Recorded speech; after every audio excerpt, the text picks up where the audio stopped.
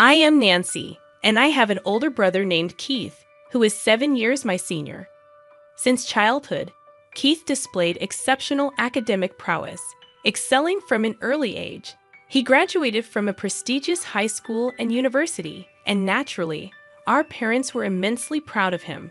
They often spoke about Keith's remarkable achievements. Growing up in an environment where he was expected to excel and constantly praised, Keith's personality underwent some changes.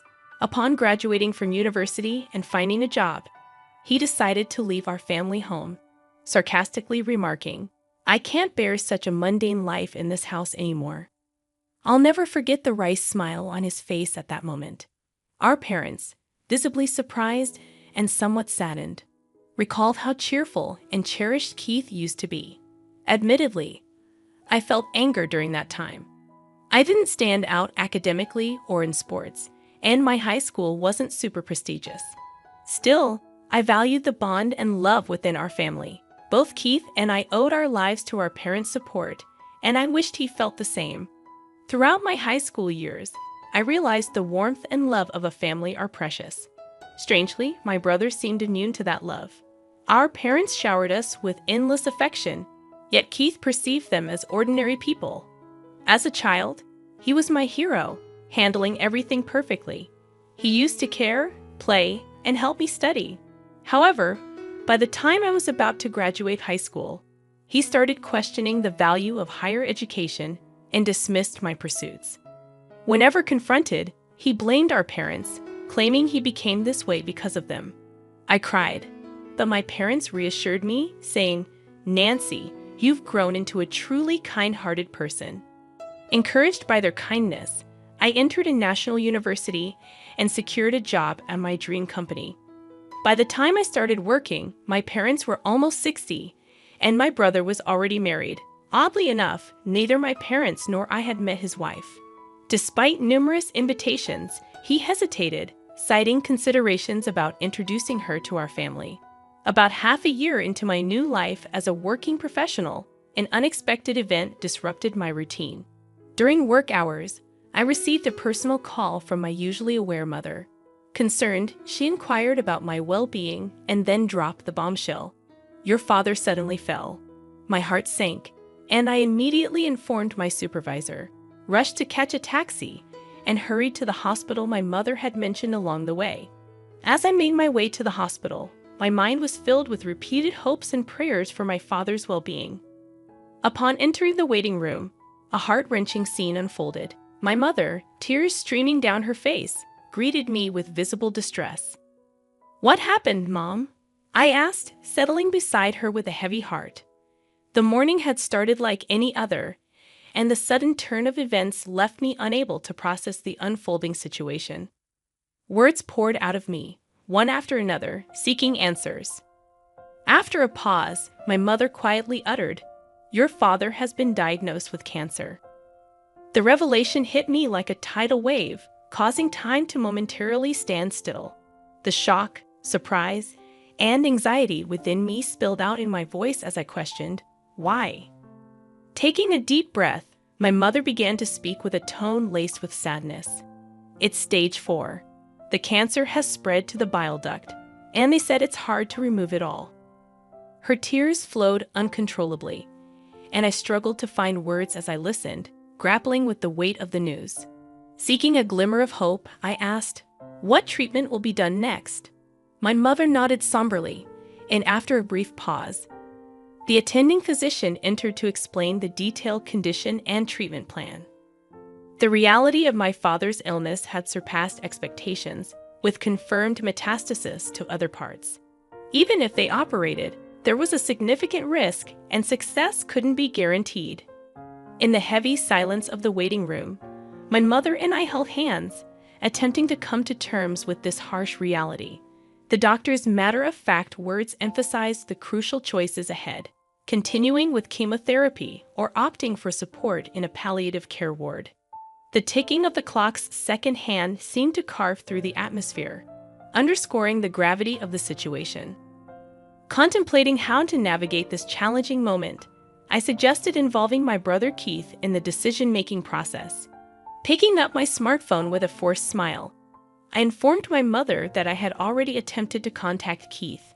However, recalling his past behavior and nature, I sensed a premonition, his reluctance to face tough decisions.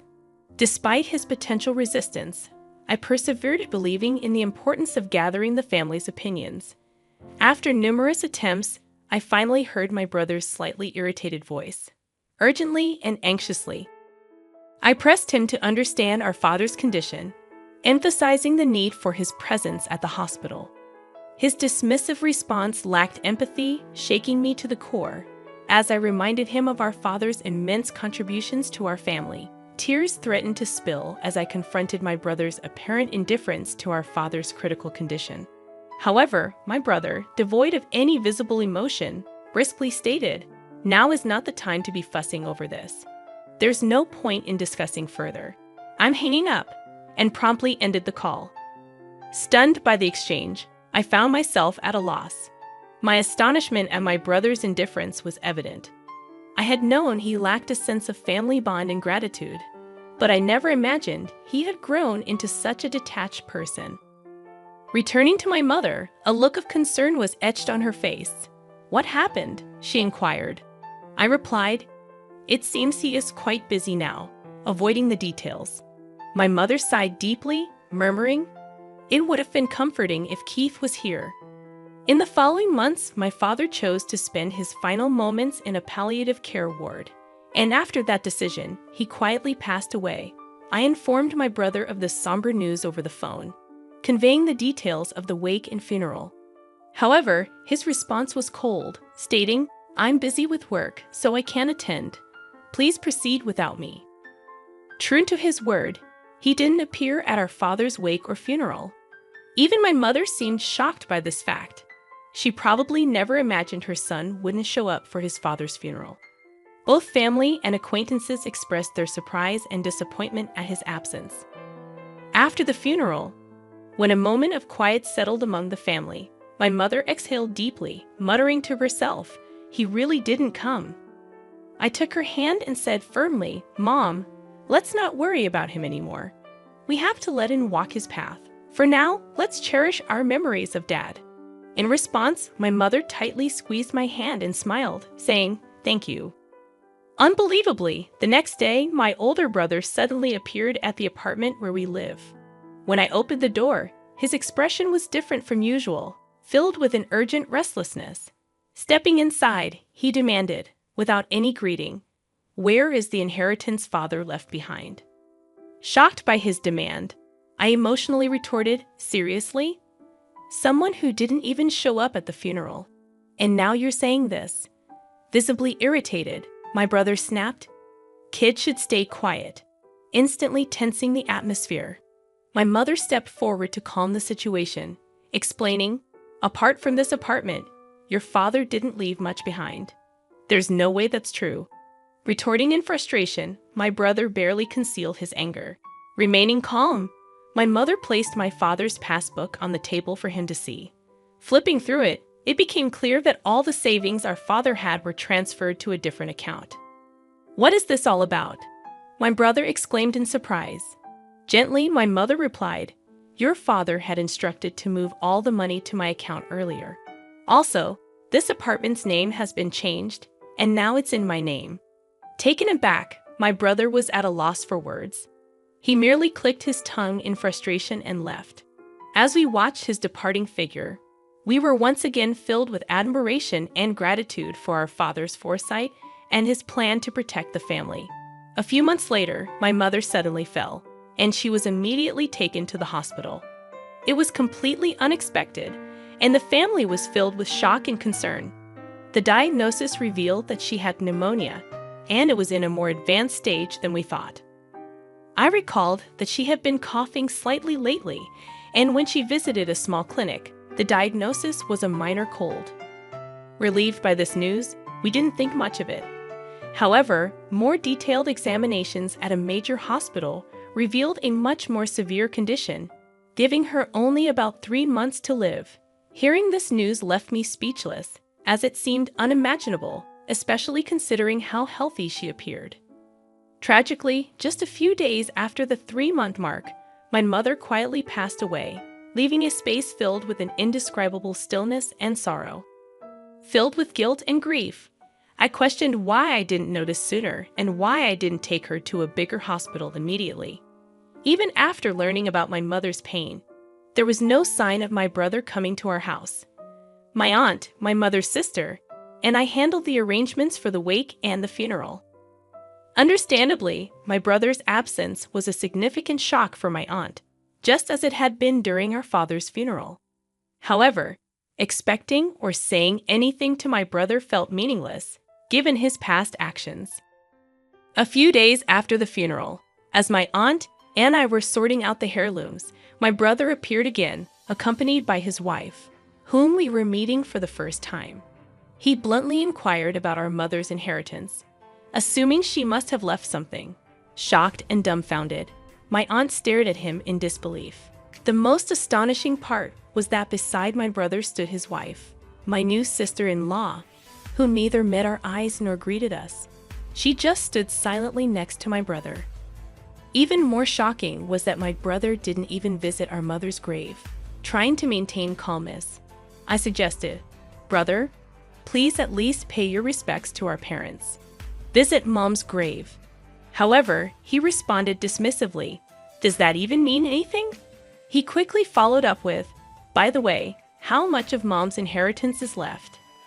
At that moment, May's expression changed drastically. In a voice filled with anger, contrasting with her usual warmth, she sternly admonished Keith, "How can you think of such things at a time like this? Nancy is managing the funeral on behalf of both of you, putting in all her effort. Shouldn't you act with a bit of gratitude, thinking of your parents?" However, my brother completely ignored our aunt's anger, responding dismissively, "Auntie, it's none of your business. Don't interfere." With demands made by both my brother and sister-in-law, the atmosphere in the room became cold and tense. Behind my brother, his smiling sister-in-law remarked, "Of course, I remember your name, Nancy. Do you plan to keep all of your mother's inheritance for yourself? Sorry, but we can't allow that. This apartment is so lovely. I think it's perfect for us." I never imagined that my brother and his wife would make such audacious demands. "Why should I have to leave for the sake of both of you?" I asked, my voice quivering. Undeterred, my sister-in-law continued, twirling her finger. "This apartment has just been renovated, and its location is amazing. It's close to the station, and there are plenty of shops, so we'll be living here." My anger reached its peak, and I couldn't hold back. "Big brother, all you care about is the inheritance. What are you thinking?" Turning away, my brother let out a heavy sigh, remarking, "Such vulgar behavior. Do you think raising your voice solves everything? We'll be back here in 3 days. Have everything ready to move out by then." Their intentions became crystal clear with those words. A mix of my anger and sadness bubbled up, and I couldn't stop my tears from flowing. However, this wasn't just a one-time event. Determined, I wiped my tears. My aunt gently tapped my shoulder and handed me a letter. The delicate handwriting of my mother adorned the envelope's surface. "What's this, Auntie?" I asked, carefully opening the envelope. "Your mother entrusted this to me for a just-in-case scenario. She told me to give it to you at the right moment," my aunt said, tears forming in her eyes. Unfolding the paper inside, my mother's beautiful handwriting filled the page. "To my precious Nancy, if you are reading this letter, it means I'm no longer in this world. I'm truly sorry for our parting." Warmth filled my eyes, tears beginning to flow. "You might have Keith visit the house concerning the inheritance, but don't worry, everything that your father handed down to me is now yours." I was at a loss for words. I had no idea my mother had thought this far ahead and prepared everything in advance. "I'm sorry for suddenly leaving you alone, but I'm at peace because I've seen how much you've grown into a wonderful person. While learning is essential, it's not everything. The kindness and compassion you learn through your interactions with people are what I believe hold the most value. Your father and I were genuinely happy to see you grow up with such a warm heart until our last days. Words can't express just how proud we are of you. I truly want to express my heartfelt gratitude. Thank you. Overwhelmed, I read on, deeply moved. Mom. The words before me blurred with my tears, but I was determined to take in every sentiment my mother had conveyed and continued reading. Actually, after your father passed away, following his wishes, I secretly changed the apartment's ownership to your name. I'm sorry for using your seal without permission, but it was both your father's and my wish. Please don't be angry. Life has its ups and downs. Even when things get tough, we want you to persevere and live your life fully. So stay strong and find your happiness. The letter ended there, tears streaming down my face, wetting the paper. My aunt, standing next to me, pressed her eyes and shed tears alongside me.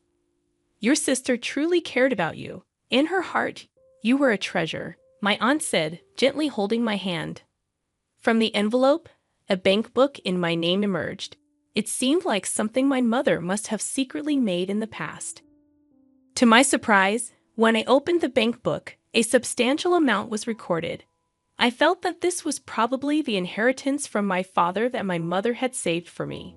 A few days later, my brother and his wife showed up at the house without even knocking on the door. They entered as if it was their own home. It's time for you to leave, just as promised, right? My brother sarcastically said.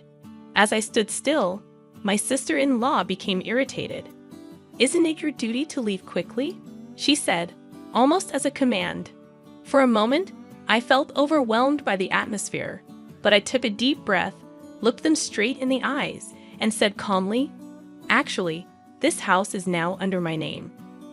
With that statement, the room's atmosphere became tense. My brother and his wife looked at each other, exclaiming, What? What kind of joke is this? I am the eldest son. I should inherit the house, right? Clearly shaken, my brother said. Beside him, my sister-in-law stared at me, saying, This is the first I've heard of this. However, I had decided to state the facts. The house and the inheritance are all managed under my name, so there's nothing to divide. My brother frowned. Then hand over half of that inheritance to us. But I questioned his face turning red. This money was left for my future and to ensure that I take care of the house. You always looked down on me, and now you're asking for money? What changed? Surprisingly, my sister-in-law exclaimed, Wait, what is this? This isn't what we were expecting. From what I gathered, my brother recently faced significant trouble at his job and was subsequently fired. Not only that, but he and his wife were moving from one-day job to another, seemingly in a tight spot financially. They probably had high hopes for my mother's inheritance and the house. But with my revelation, their expectations were shattered, and they began bickering, placing blame on one another. Watching their childish dispute, I thought, what can possibly be gained from all this? To them, I said calmly, This is my house now. If you make any unnecessary fuss, I'll call the police. Trembling with anger, they reluctantly accepted my words and left. Since then, I've had no contact with them. I deliberately deleted all their contact details and began a new life in this apartment. This apartment is my treasure, filled with memories of my father and mother. Now I have a loving partner by my side. We plan to build a new family in this apartment. He respects my decision and proposed that we take the first step of our new life here. Our future is bright, and I want to pass on the warm love my parents gave me to the children we will have in the future.